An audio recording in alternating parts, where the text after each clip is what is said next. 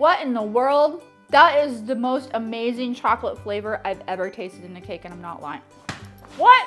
Hey Sugar Geeks, Liz here. Today we're making a traditional Black Forest cake with a chocolate sponge cake, stabilized whipped cream, and of course, Kirsch-soaked cherries. It's all coming up next on the Sugar Geek Show. So what is the difference between a Black Forest cake and a regular chocolate cake? If you're like me, you're probably like, I don't know, like cherries? You're wrong, and I was wrong. Black Forest cake is a traditional German style sponge cake that is soaked with a syrup made with a Kirsch brandy that's flavored with these very special cherries from this very specific part of Germany. So you can't call it Black Forest cake unless you're using this very specific Kirsch brandy. Now, with all that said, nobody's gonna be knocking on your door like, hey, you left out the Kirsch. So if you don't wanna use the Kirsch, you don't drink alcohol, that's totally fine. But I'm just letting you know, this is the traditional way, and we'll give you a little history along the way, right? That's the way we do it around here. So let's get started making our traditional Black Forest cake. The first thing we're gonna do is we're going to brandy our cherries. This is a really important step because it gives a lot of the flavor to the actual Black Forest cake. So I'm using fresh cherries, and I'm just going to pit them with this really terrible cherry pitter. If you don't have any fresh cherries and they're not in season, you can even use frozen cherries, okay? So don't stress about that. We're going to add the sugar into our saucepan and then some water and bring that to a simmer. And that basically is just dissolving the sugar, okay? That's really all we're doing. Then you can add your cherries in there, simmer it for another minute or so just to get that syrup, you know, getting into those cherries.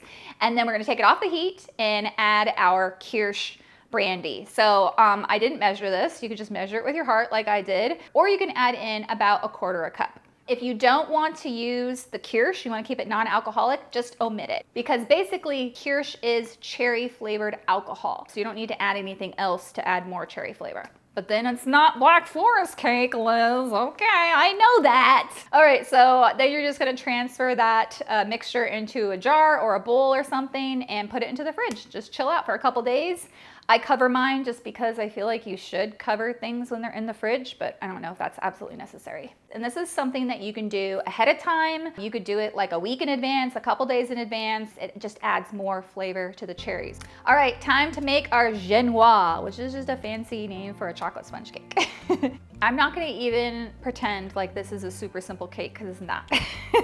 On a scale of 1 to 10, this is on the more advanced side of cake decorating, but it's not impossible, okay? I did have to pass the Black Forest cake chapter in pastry school. Like that was an actual test we had to pass. So, you know, that just gives you a hint of it's a little bit more technical. And if you want to do an easy version of this Black Forest cake, you can replace the genoise with my easy chocolate cake recipe. Not totally traditional, but it's okay. It still tastes delicious. First thing we have to do is sift together our cake flour and our cocoa powder. Yes, it needs to be cake flour, and yes, it needs to be Dutch cocoa powder for traditional genoise, okay? If you don't have access to cake flour or Dutch cocoa powder, you can just use regular cocoa powder, and you could use AP flour, but subtract a couple of tablespoons of the flour and add in cornstarch. This is the only time I will recommend that. Normally I would not recommend that because if you've used my recipes before, then you know that that can add too much gluten development, but in sponge cake, it doesn't matter. So we're gonna sift, get out any of the lumps, and then we're gonna set that aside. All right, so now we are going to build the base of our sponge cake, which is eggs, sugar, and salt. We're gonna bring a couple of inches of water to a simmer in our saucepan and then place the mixing bowl on top of the water, ideally a metal or glass mixing bowl. Don't put plastic on there, you will regret it. And then we're just going to mix this until it feels barely warm. We're not tempering the eggs. We're not reaching any certain temperature to make it work. It will just feel barely warm to your fingers. And that's just so that the eggs whip up really well. Cold eggs do not like to whip up, so that's why we warm them up a bit. This is my caraway pan. This is my new precious baby. Isn't she gorgeous? She's pink, she's ceramic, she's non-toxic, she works on an induction burger. They work on an induction burner. The handles don't get hot. I could go on and on, but if you want to look at them, there is a link in the description down below and you can see where you can get a pair of your own. And while you're down there checking out the pans, you might as well hit that subscribe button because you know you want to see more videos like this one. Shameless plug. So now that I can feel that egg mixture feels absolutely disgusting and a little bit warm, it's ready to go. I'm gonna attach the whisk attachment and just pump it all the way up. You really wanna just let it go. It's gonna take about 5 minutes, and you can test to see if it's at the ribbon stage. If you stop the mixing, lift up the whisk and just drizzle the mixture on top of itself. And if it sits on top of itself for a little bit, you're ready to go. If it completely dissolves back down into itself, then it just needs some more time. And this is really important that you're whisking in enough air and developing a really strong structure, because when we mix the flour in later, you are going to be knocking a lot of that air out. So if you don't have enough air, you're gonna have really flat layers. You might be wondering why I'm not using my Bosch. Well, that's because I have to fold ingredients into this bowl later.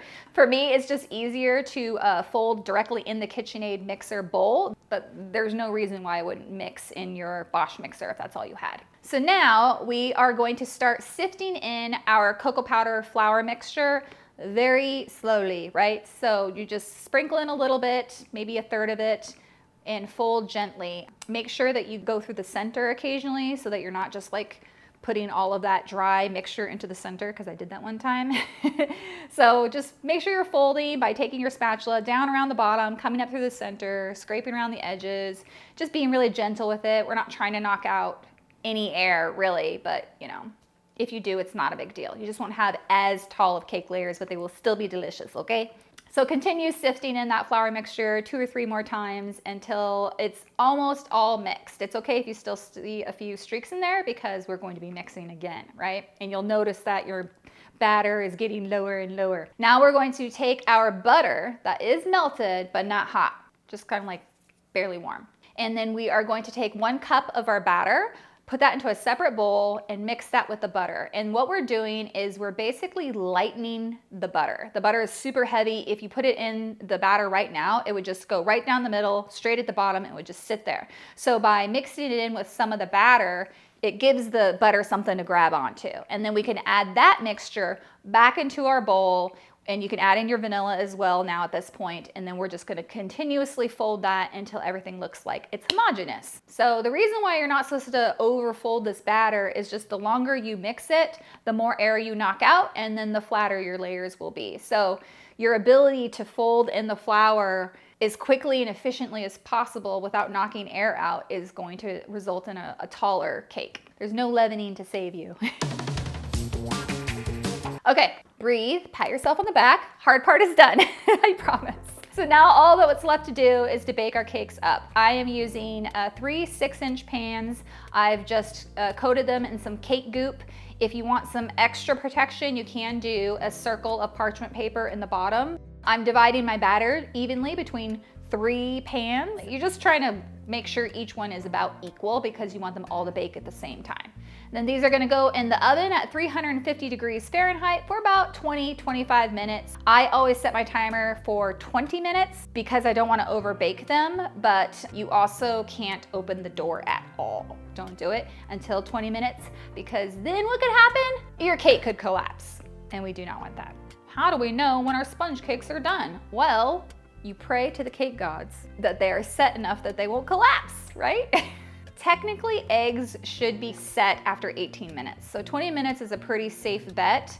And then from then on, we're just making sure that we're not over baking, okay? So I just very lightly touch mine on the top, and if it feels like it's springy, then it's done. Mine actually took about 22 minutes, just depends on your oven. It also depends on how big your cakes are. Double the recipe, use 3 8-inches instead of 3 6-inches. It might take like 30 minutes. So more cake, more time. So now we're gonna let these cakes cool inside the pan for about 10 to 15 minutes. You don't wanna let them cool for too long, because then they will stick inside the pan. So I take a knife and just kind of gently loosen the outer edge if it's still stuck, and then you just flip it out onto the cooling rack. I like to immediately wrap them and place them into the freezer. That locks in what little moisture there is in the cake. If you want to like make your cake the same day, still stick it in the freezer, but it only needs to be in there for like an hour or so before they're ready to start stacking. Okay, so let's go ahead and make our stabilized whipped cream. This is the recipe on Sugar Geek Show. I haven't made any changes to it except for that I doubled it, because you need quite a bit of whipped cream for this. We're gonna take take our cold water and sprinkle in the gelatin and let that bloom for 5 minutes. This just gives time for the gelatin to absorb the water, makes it stronger and more stable. After it's been blooming for 5 minutes, you're gonna pop that in the microwave for 15 seconds, not 30, because it might overflow. And I might have done that one time. Once the gelatin granules are dissolved, then you're gonna add in 1 tablespoon of your whipped cream and put that into the hot gelatin. This is going to cool the gelatin down, and it's going to begin to mix the gelatin with cream so that you don't get any like stringy bits later. Hey Liz, what if I don't want to use gelatin? Hey, I got a stabilized whipped cream recipe on sugargeekshow.com with a bunch of alternatives besides gelatin if you want to check it out. It's right there. So now we're going to start whipping our whipped cream. Once it gets a little bit foamy, just after like 30 seconds or so, that's when I add in the powdered sugar. And then when you start seeing like lines forming in the top of the whipped cream, like it's just starting to hold its shape, that's when I start drizzling in the gelatin mixture on low until it just starts holding its shape. Don't overmix it. Don't walk away. Don't look on Facebook. Just watch it. Just connect with the gelatin, become one. Go ahead and add in your kirsch. If you want to keep it non-alcoholic, you could just add in a little bit of your cherry juice mixture, or you could just leave it out altogether, or you could use some vanilla extract. It's up to you. Okay, so once your whipped cream is nice and firm, we can go ahead and start assembling our cake.